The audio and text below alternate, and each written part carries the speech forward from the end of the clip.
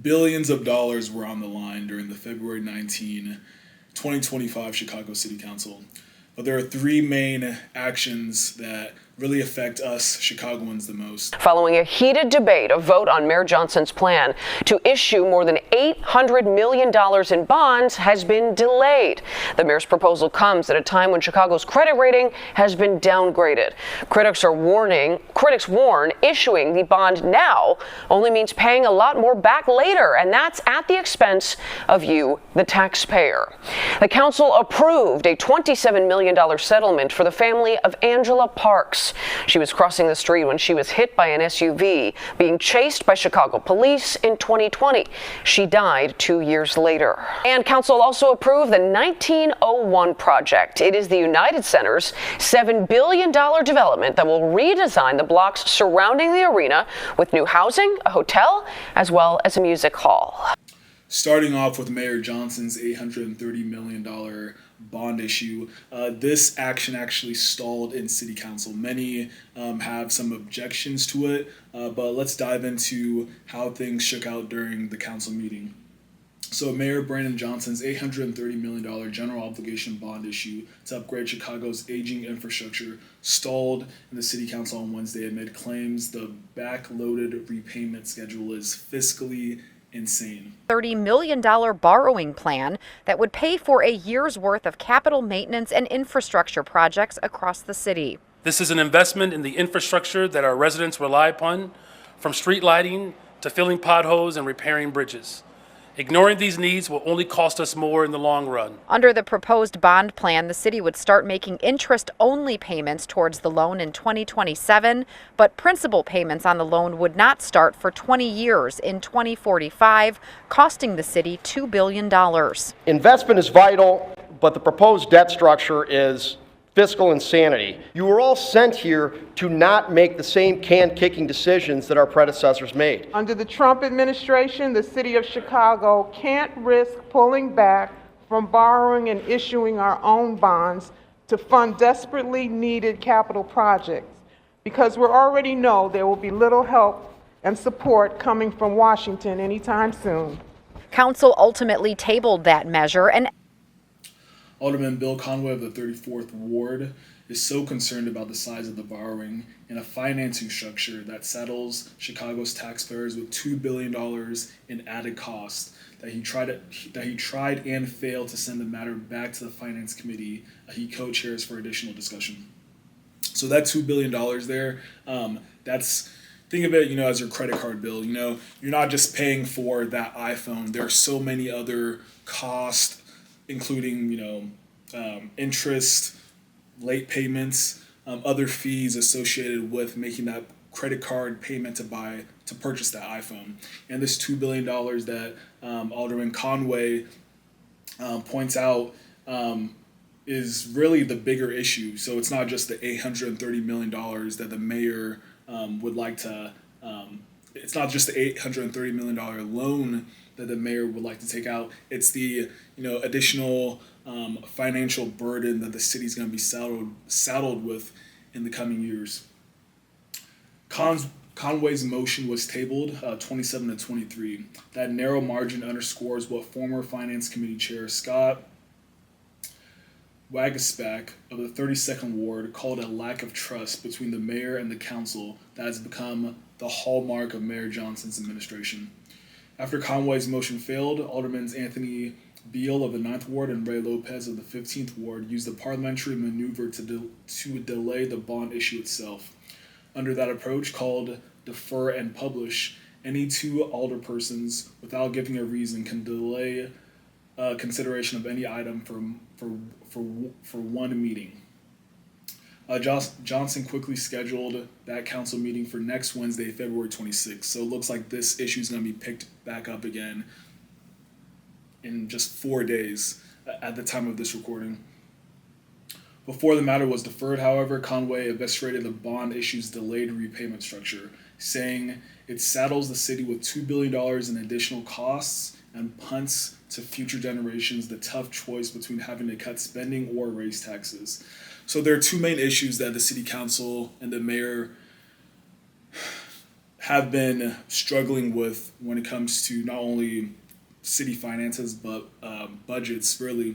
And that's going to be, addressing existing issues in the city that require funds, and then also figuring out how best to fund all of those projects, whether it's raising property taxes or, in this case, taking out a loan, which is kicking the can down the road to further generations.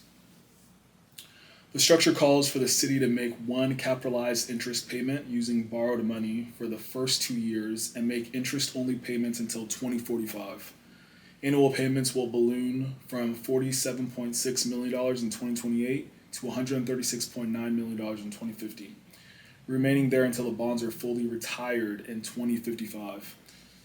The proposed debt structure is fiscal insanity and not normal, says Conway.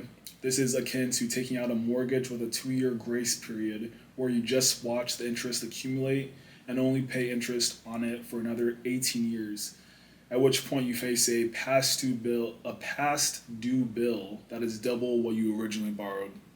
So I believe that's where that $2 billion that I mentioned at the start of this article is referring to. That past due bill with added interest is just going to balloon to that $2 billion. Conway goes on to say, such a reckless strategy not only jeopardizes our financial future, but also showcases an alarming disregard for the economic realities and rising costs that working families and businesses across Chicago grapple with every day. Given how close he came to having to send the bond issue back to the Finance Committee for more hearings, Johnson was asked whether he believes the backloaded financing plan can pass as is or whether he has more work to do before next week's vote.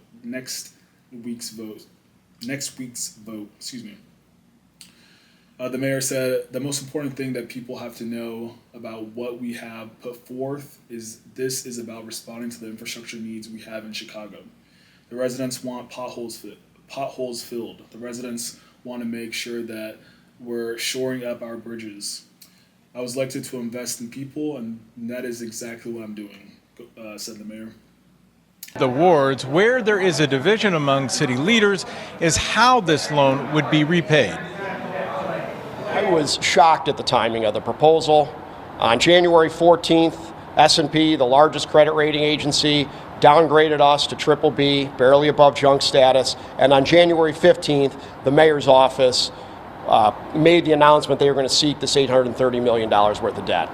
And the timing of that was clearly terrible. Critics say the $830 million Johnson wants the city to borrow will just make budgeting in the future more difficult. Payment on the principal of the loan wouldn't start until 2045. You can kind of think of it like a credit card bill. If you only pay the interest month after month, you'll end up paying a lot more for that initial purchase. We need to be doing investment in our capital infrastructure. A lot of the debt here is for necessary purposes, but the way we're structuring is just irresponsible.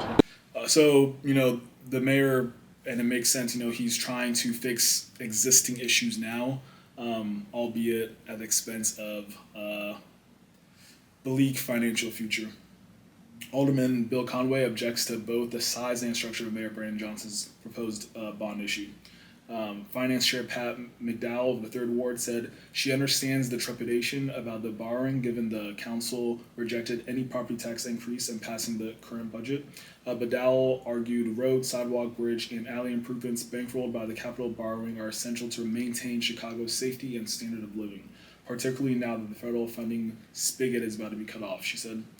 Under the Trump administration, the city of Chicago can't risk pulling back from borrowing and issuing our own bonds to fund desperately needed capital projects and issuing capital projects because we already know there will be little help and support coming from Washington anytime soon, Dow said. So, these matters are not taken lightly. There's state funding, federal funding that are up in the air, and the council obviously is taking that all into consideration. Dow goes on to say any delay in the passing of this bond deprives Chicagoans of the infrastructure they rely on every day. With a construction schedule that is already numbered, delaying infrastructure improvements creates a snowball effect of construction delays, leaving aging infrastructure under construction and under adverse conditions. Budget Chair Jason Irvin of the 28th Ward lashed out at a colleague for putting up legislative roadblocks now when they rubber-stamped far more dubious financial practices by Johnson's predecessors. The structure of the plan is not different from what we've seen in past administrations. The structure of this is about repayment of bonds over time. We make infrastructure investments and are generally paid for over time. So this is nothing new. This is nothing extraordinary. This is nothing out of the norm. If approved, the money would go to infrastructure and maintenance projects in all of the wards. It's ironic that some of the same individuals who are bringing these things up, their communities are in great shape. But when other communities on the south and west side need investments, and here's an opportunity to make those investments, now we need to pump the brakes. I find that very ironic, and something doesn't smell right with that. Irvin said, "Where was the conversation when the Skyway was sold? Where was this conversation when the parking meters were sold?" And upgrades. When it's time for the south and west side to see stuff in this bond issue, let's pump the brakes. Beal closed the debate by explaining his decision to slow down the $830 million borrowing. We're all for bonding, we get that, but the terms of this bond are ridiculous. We are sitting in a house, and then we get a bill from our great-grandfathers saying that you owe $500,000 that you didn't have nothing to do with. But you got to pay that bill. But the mayor and his supporters argue the loan is needed to pay for road projects, especially on the south and west sides of Chicago. In other news, a $7 billion United Center development was approved by the Chicago City Council. Plans they say will transform the neighborhood around their venue. Anyone who's ever been to this part of town knows you have the United Center and also a bunch of parking lots that surround it. Now those lots are going to play a huge role in this $7 billion development plan. We are underway in Chicago.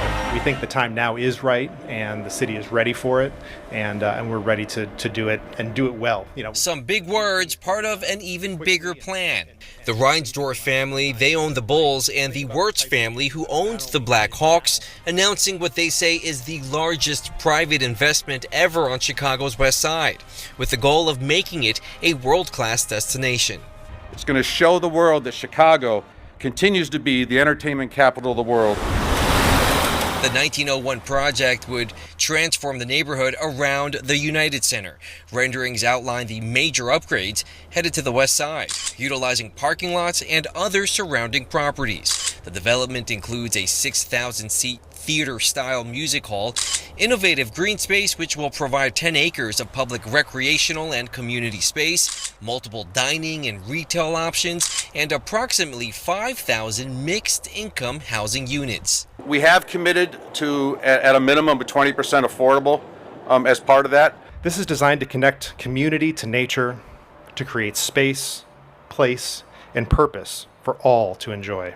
By the numbers alone, the project aims to not only revitalize but also pack a punch to the local economy with 63,000 construction jobs, which will eventually become 12,000 permanent jobs on the site, where they forecast an annual economic impact of $4.5 billion. The project, which has a construction timeline of 10 years, will rely heavily on private funding, owners even making a commitment that they will not seek help from the state. Construction will begin this spring. All 6 phases of the 1901 project are expected to take 10 to 15 years to complete, with the final phase concluding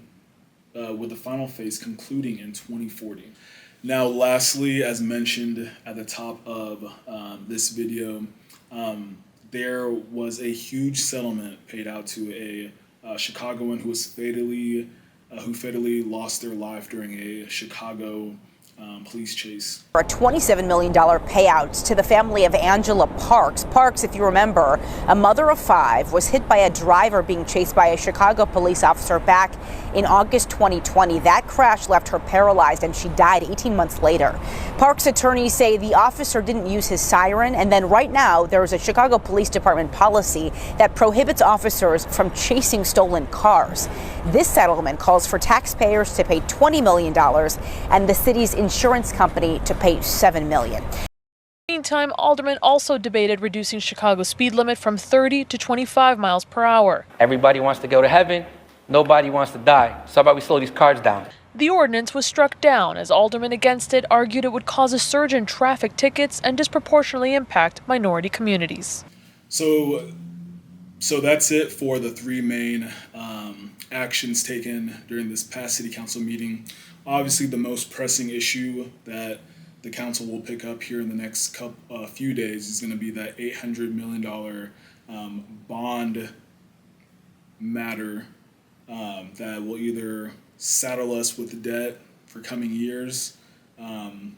That's unless the city can figure out a better way to fund critical infrastructure projects while also maintaining the city's credit rating at a respectable level.